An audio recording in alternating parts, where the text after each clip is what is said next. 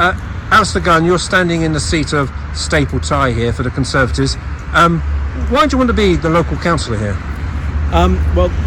Thanks, Mike. I've really keen to get involved in the town, to really see if I can get involved in improving the town as well.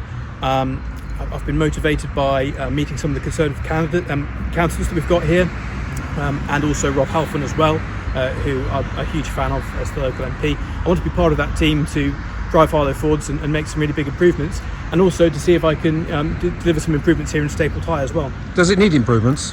There are some places. I'm knocking on doors, hearing what people have got to say. There are some issues coming up. There's a growing to-do list if I do get in that I've planned to get stuck into. So are you welcome on the doorstep or sent with your tail between your legs? What's happening? There are some people who are cynical about politics, and that's sadly to be expected, and something that I'd hope to try and improve on by delivering if I get in.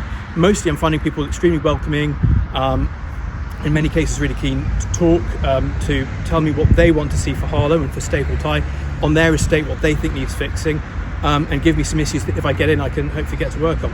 Because do you not think, hold on, there's 27,500 people here who voted for Robert Halfon in December 2019.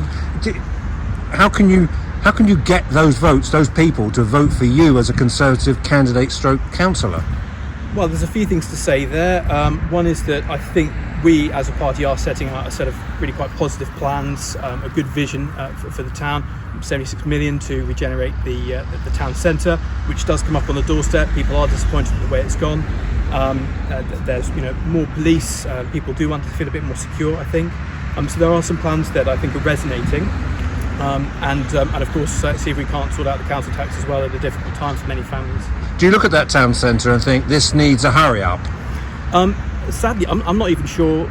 When I last went there, it must have been months ago I went there, there's just nothing really there for me, and I think that's the case for a lot of people. There's just not a lot to drive them to the town centre right now.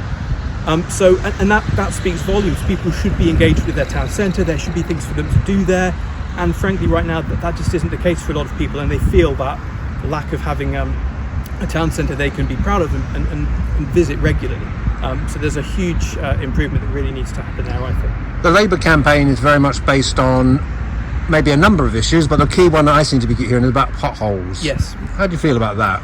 I've been driving around Harlow. I drive a car as well. I entirely understand where people are coming from, and I agree there's an awful lot of improvements to be made. One good thing about Staple Tie, we have got standing for re-election as county councillors, Clive Souter, who lives in the ward near Longbanks, which is quite near where he lives as well, and Mike Hardware, and they've actually delivered quite a lot on this so far. We've got a cycle path here that's just been resurfaced thanks to their efforts. Right now in Moorfields, that's being resurfaced. One of the first things I raised when I had a look around the ward was like, what's happening here? They said it's being fixed, and it is being fixed. And there's also particularly bad roundabout just not very far behind you that's also being fixed up soon. So Harlow definitely has all sorts of problems with the potholes that need fixing. Actually in Staple Tie, quite a bit of good work is being delivered by the current Conservative councillors. When you look at you're saying as a Conservative, what marks you out, would you say, in your own personal beliefs as a Conservative as opposed to any other party? That's a very good question. It is, I think, financial prudence. That's something that's quite strong for me. Obviously you need to fund services, but there's no need to waste money, and you do sometimes see that nationally and locally. And you can just look at the levels of council tax in Harlow and the plans to increase it further. That could be coming down, and there is a plan from the Conservatives to get that down as well, because ultimately that is people's money. It's been a very difficult year for everyone in many ways, and for some people financially too. I'd love to be able to get in, and within 100 days of being in, being able to turn around to the people who voted, hopefully Conservative, and say, there's your council tax cut. And a lot of people need that right now.